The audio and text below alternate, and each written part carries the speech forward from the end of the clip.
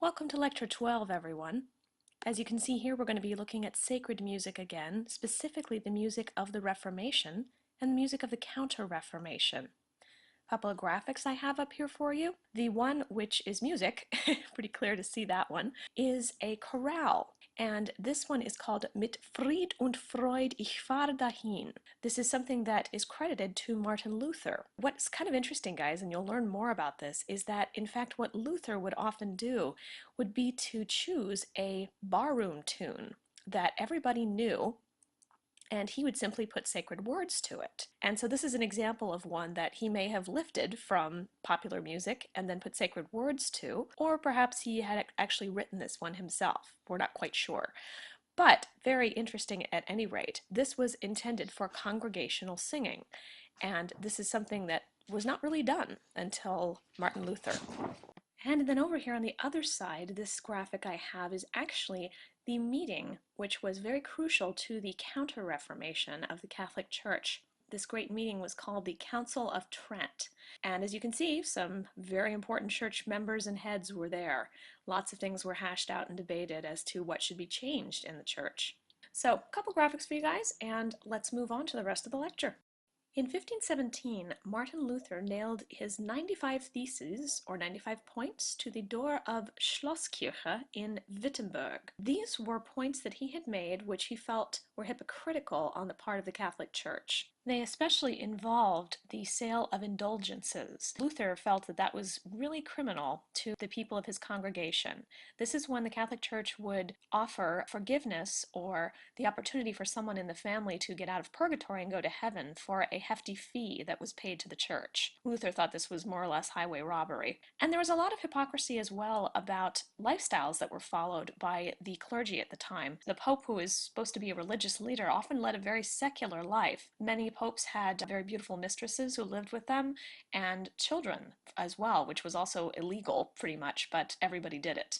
So therefore, he instituted several changes, and this spawned what is known as the Reformation.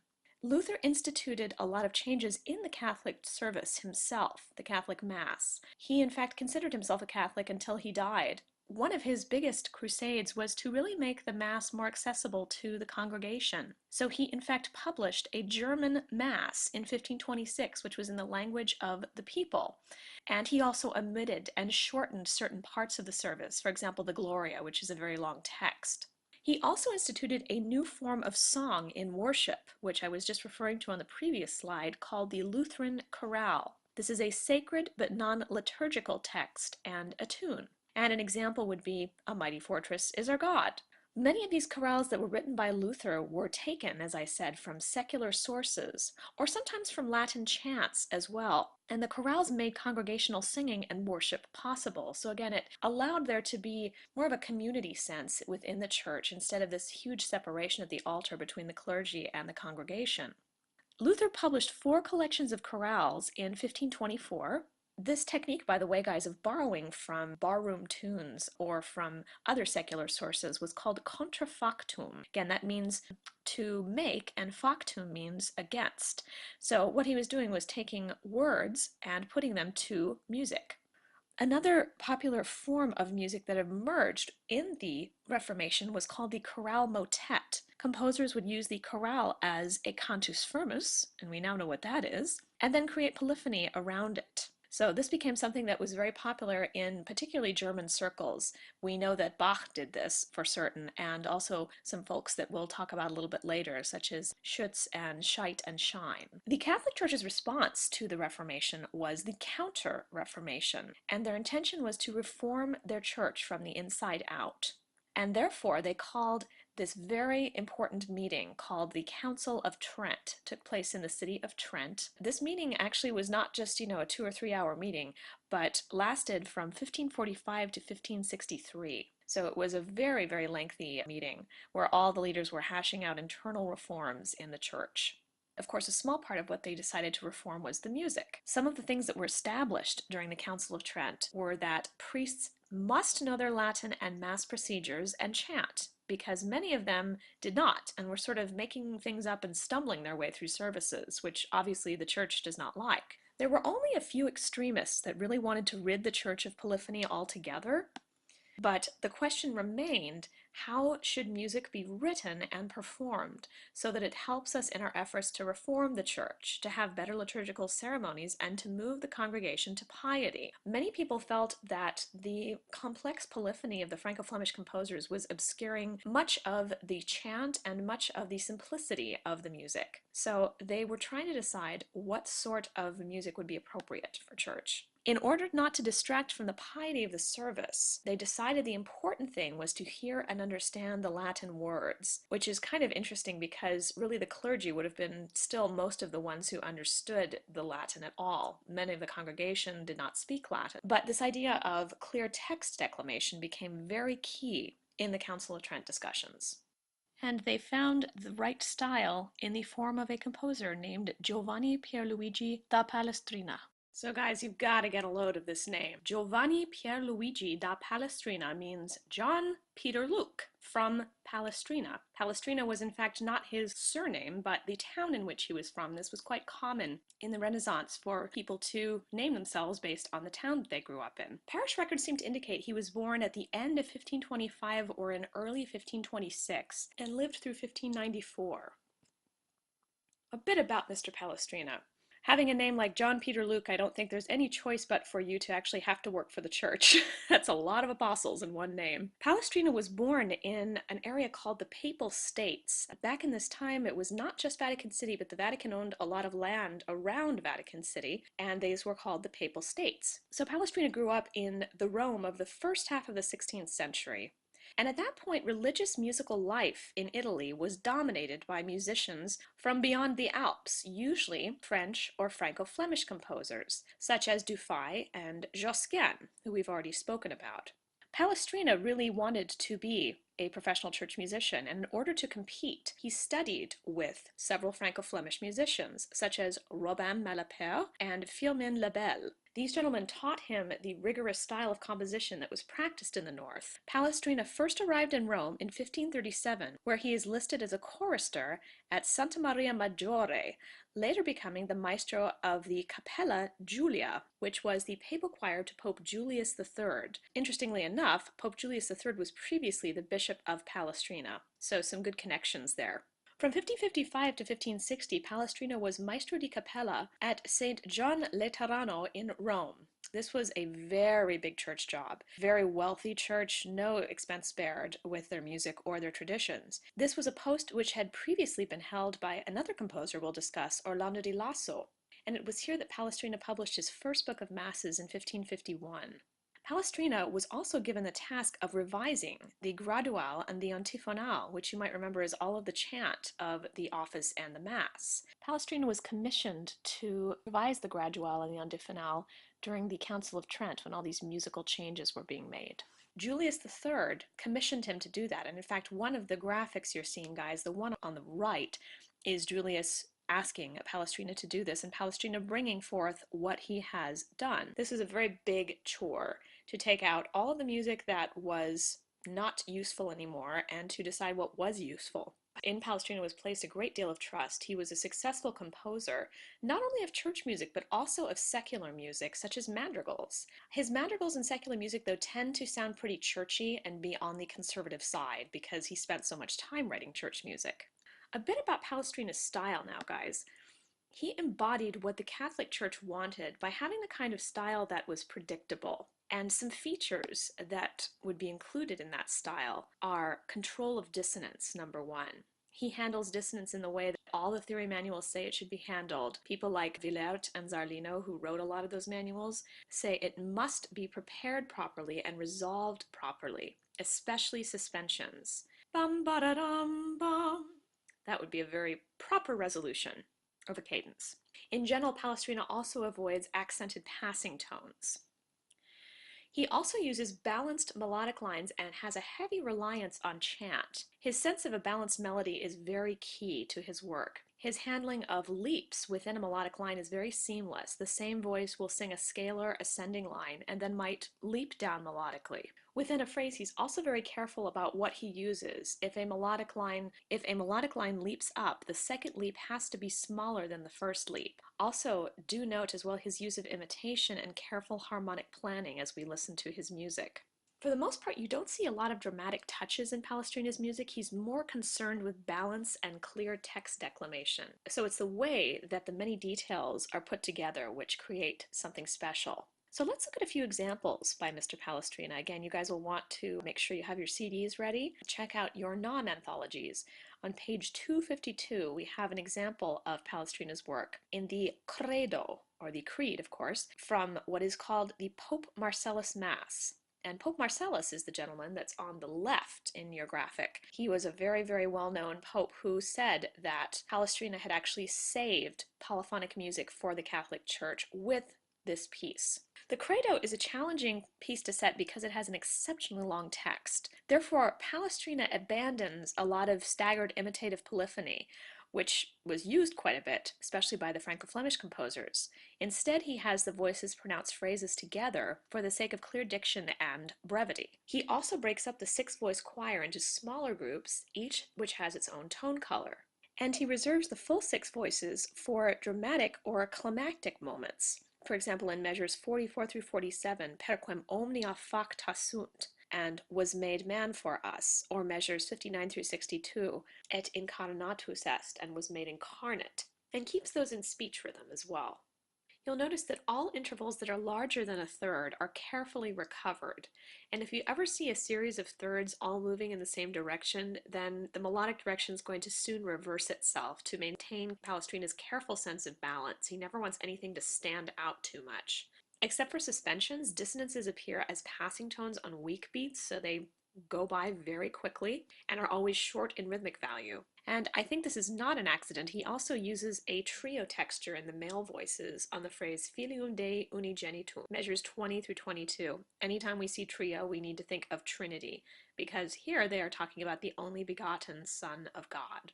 Then, ladies and gentlemen, if you turn to page 263, we have the Agnus Dei, which is another example of Palestrina's style, very different than the Credo. This is a much shorter text. So here Palestrina uses staggered imitation in all voices. In fact, what you see is fugal imitation for the first 15 measures. And then he uses very close imitation in the phrase qui tollis peccata mundi. So the voices really stack on top of each other. That's measures 15 through 35. And sometimes the voices, in fact, only enter about a quarter note apart from each other in rhythmic value. So it's almost as if he's trying to express the manifold sins of humanity and that God has forgiven us. So be sure to listen to this with your CDs and be sure to look at it at the same time in the anthology.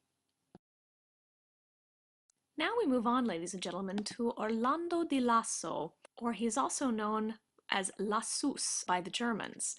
This guy, this was the guy. He was known all over Europe for really being a musical rock star. His dates are 1532 through 1594, and he was in fact Franco-Flemish. He was born in what is today Belgium, and one of my favorite stories about Lassus is that he was reportedly kidnapped 3 times before he was 15 years old because of the beauty of his singing voice. So that tells you a lot about his talent at an early age, whether it's true or not. He traveled widely throughout Europe, especially Italy in his early formative years, which led to a fine interest in vocal music and a lasting interest. He also held several important positions in Rome itself. At the tender age of 21, he was the maestro di cappella at the church which later employed Palestrina, Basilica di San Giovanni in Laterano in Rome. Lassus was highly influenced early in his life by secular music and madrigal writing. He eventually settled at the court of Munich after several offers and traveling again widely throughout Europe. He traveled extensively in France, England, and the Low Countries, and then remained in Munich despite many offers of employment by several other courts. Another thing that was rather unusual in this time, musicians were usually seen as indentured servants by their noble employers. Lassus was in fact knighted by Pope Gregory XIII, and he was given the status of nobility by Emperor Maximilian II in 1570. So this tells you the regard that he was held in personally and also musically. He also influenced and taught several other prominent musicians, such as Andrea and Giovanni Gabrieli, who we'll learn about in a moment, and wrote fluently and prolifically, both musically and literally, in 5 languages: Italian, French, German, Dutch, and Latin. He died on June 14, 1594, oddly enough, on the day that his employer was to dismiss him for financial reasons. But he sneaked out before receiving the letter. He studied with the avant-garde composer Spirito Loste da Reggio in his early life when he was traveling in Italy, and this really influenced his approach to music. It's very different than Palestrina's for this reason. Very dramatic, very much influenced by the secular avant-garde. So the example that we're going to take a listen to and look at, guys, is the piece called Cum Essum Parvulus from 1597. This is on page 277 in your nom texts. This is the wonderful section from 1 Corinthians, which says, "When I was a child, I thought as a child, I spoke as a child, I reasoned as a child, but now I am a man," etc. So this piece is divided into 2 parts, which is rather common in Renaissance motets. Secunda pars and prima pars corresponds to the major divisions in the text. Again, this is the first epistle of St. Paul to the Corinthians. There's a lot of use of text painting and dramatic touches in this piece, ladies and gentlemen. The first 2 phrases, for example, "when I was a child," are given to the 2 highest voices, which remarkably would resemble children. The next phrase, "I spoke," that's in the voice of Paul, and that is given over to the basses. So you hear this great stratification between the 2 highest voices and then the 2 lowest voices. And then we go back to hearing the children again. "When I was a child, I spoke. As a child," more or less is what's going on. So every statement of ut parvulus, or as a child, is created with parallel construction in the music and relatively short, quick moving notes, which is kind of how children would probably sing. Throughout the piece, we move from a G major sonority to a surprising B flat major sonority, and I think that Lassus is trying to illustrate the growth of adult reasoning with that. On the text, "I put away childish things," all 6 voices are used, but then drop out suddenly as if they are being put away. On the text, "Now through a mirror I see darkly," the bass voice rises up by step, while the other voices fall down by step. So it's almost as if he is creating a mirror image in the music. These notes are reflecting one another. And then on the words ex part and tria ec, the number of voices reflect the text. So ex part means in part, and tria means 3. And you'll notice that the voices reflect that. There is also great emphasis on the words caritas, faith, hope, and charity, and maior, meaning the greatest of these is love. On the word maior, he uses the greatest section of imitation in the whole motet to emphasize the importance of that word, maior, the greatest of these. So some really stunning imagery and use of what we will call text painting, where the music reflects what's going on in the text. We'll learn more about that in our madrigal lecture, but be sure to listen to this, guys. Lassus is not to be missed. Guys, this is a comparison chart between Lassus and Palestrina because they're often linked in textbooks, and they're of course part of the Roman school, which I've been referring to in the overhead titles of the slides. Roman school simply means folks that were writing in Rome with some similar characteristics in their music, especially during the Counter-Reformation. But as you can see from this chart, Lassus and Palestrina are actually quite different, though they have a lot of the same goals in mind. So just check out the chart, read it through, make sure you understand the difference, because it would be great as a short answer question on a test. On to our third composer, ladies and gentlemen, Tomás Luis de Victoria. His dates are 1548 through 1611, and he's another noteworthy composer of the Roman school. Unlike the other 2, he's not Italian, but Spanish. However, he did work in Rome and was very influenced by Palestrina, and I also believe Lassus, probably one of the finest Spanish polyphonists of his time. Unlike Lassus and Palestrina, though, he never composed a motet or a mass using a secular cantus firmus. He did do a parody of Jeannequin's La Guerre, the program chanson that we talked about, and he composed no music in the secular genres, which is also different than Palestrina or Lassus. His style is very pious, religious, and intense. However, he was obviously aware of the secular style because you do see elements of it in his work, particularly the word painting techniques that are illustrated in the madrigal, which we haven't gotten to yet, but we will in the next lecture. I would say that Victoria's style is almost a mix between Lasso and Palestrina, so he's sort of the happy medium. I would say in general that his style is closer to Palestrina's, but his careful attention to text expression mirrors Lasso. Victoria showed a genuinely dramatic flair for setting his texts and didn't allow himself to be swayed by the rules of counterpoint to the point that Palestrina did. So occasionally he might have something that broke the rules, like the expressive leap of a sixth, that could be tolerated, or a melodic line that might not reverse itself later on to preserve balance, as long as it serves the text. His way of using previously existing material is very sophisticated and refined. He was very careful when setting a mass particularly. Mass texts he tends to not set very dramatically, but very elegantly. Few choice words in the credo such as et resurrexit, and resurrected, or crucifixus, and was crucified, those might get special attention to detail and a little bit more word painting, but in general his masses are more conservative, like Palestrina's style, and his motets are very much like Lasso. The text expression is very dramatic there. So let's take a look at one of these pieces that Mr. Thomas Luis de Victoria wrote, guys. Incidentally, that is Mr. Victoria in the graphic that I've given you. Down there at the bottom of the page,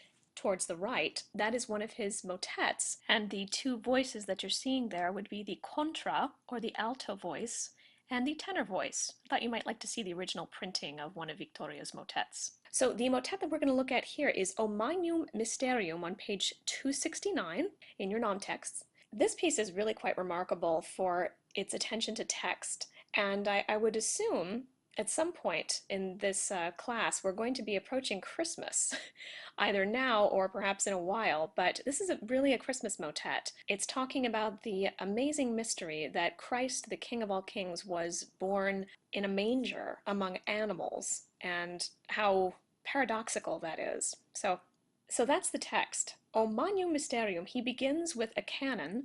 O Magnum Mysterium, which is then repeated in the alto, the fifth lower, and then the tenor and the bass do the same canon. So that's a real meditation on this amazing mystery and focus on those words, and that the animals are looking at the Lord. The texture really thins out there, and only the male voices sing that portion at first.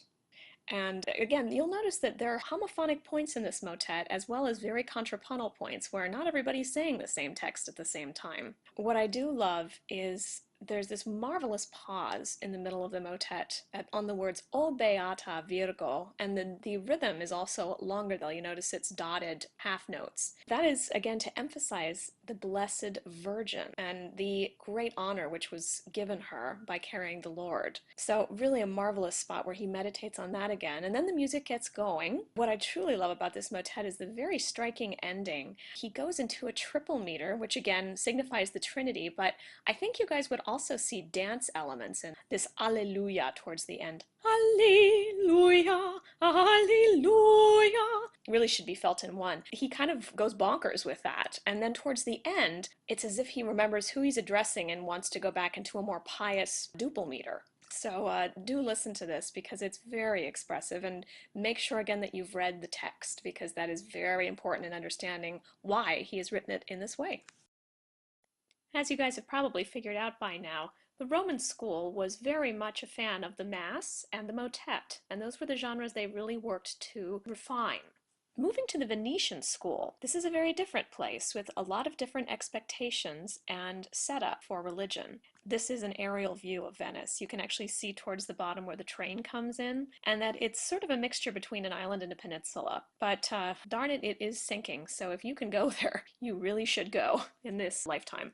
As a city in Italy, the Republic of Venice is isolated from its neighbors politically, and when you look at the geography of it, you can see why that is. This was a very rich city. It had reached the height of its riches and power from its trade in the 15th century, in fact. So during the Renaissance is really when it comes into its own. It's a port city, so lots of trade and lots of tax goes through there. The city's wide commercial interests, along with its centuries-old trade with the East, had made it a very particularly cosmopolitan and flamboyant atmosphere. kind of like the melting pot that Los Angeles is. Unlike Rome, where religion was supposed to be more devotional and somewhat ascetic, Venetians are more easygoing with their religion. Venice is run by a ruling body of patricians, which are more or less nobles, and then less severely by a character called the Doge, and that is Venetian dialect for the duke. The clergy and musicians of any church would owe more allegiance to the Doge and the patricians than to anyone outside of Venice. The music printing business is also very unique to Venice, which is one of its most famous centers. The whole city had a large reservoir of singers and instrumentalists, and many different fluxes of composition. Because it is unlike most cities, there is no central court. So a musician could easily freelance in such a rich city and not rely on one employer in a court situation. The Duke is sort of a figurehead, and he does have a palace and he does have power, but it's not quite the same as it would be in another city, say where it's really more of a dictatorship. Part of the reason Venetians were so easy with their religion is because often church and state functions and public celebrations would be mixed together in the same atmosphere and on the same day.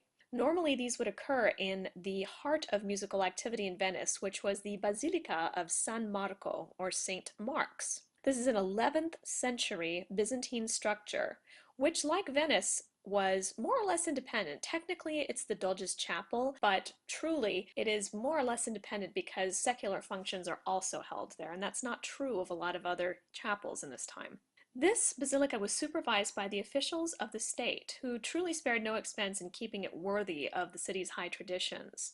Most civic and religious ceremonies were held in this church and lavished with pageantry and great spectacle and expense. And in fact, the choir master position of St. Mark's was the most coveted position probably in northern Italy. It has boasted several renowned musical personalities over the years, such as Willaert, Zarlino. We start out with a lot of Franco-Flemish composers, also D'Aurore, and then we go on to some very famous Italian composers, such as Gabrieli and Monteverdi.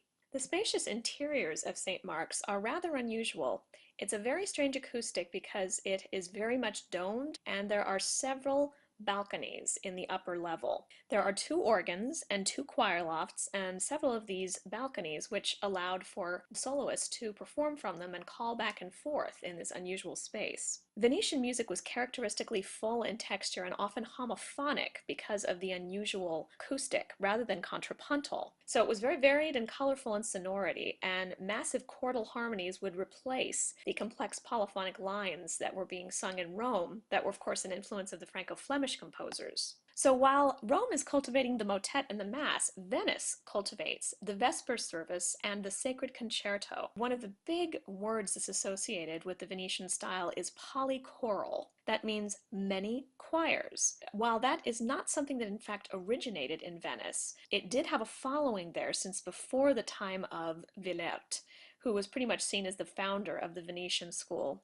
as well as an influential composer and teacher. The Council of Trent was not happy that Venice was so independent from their rule, and they tried to pressure Venice into composing masses in their style, unless Venice could develop better music. So in response, the Venetians created and grandified the Vesper service. They also grandified the Psalms. By their nature, Psalms are antiphonal, so they're particularly suited for the Venetian style. We know that a set of 5 Laudate Psalms were sung at the first Vesper service with what we call a split choir technique. In Italian, that's called cori spezzati. During many feasts of the year, this split choir technique continued. So that means that you have more than one choir, and sometimes a choir of not only singers but instrumentalists as well.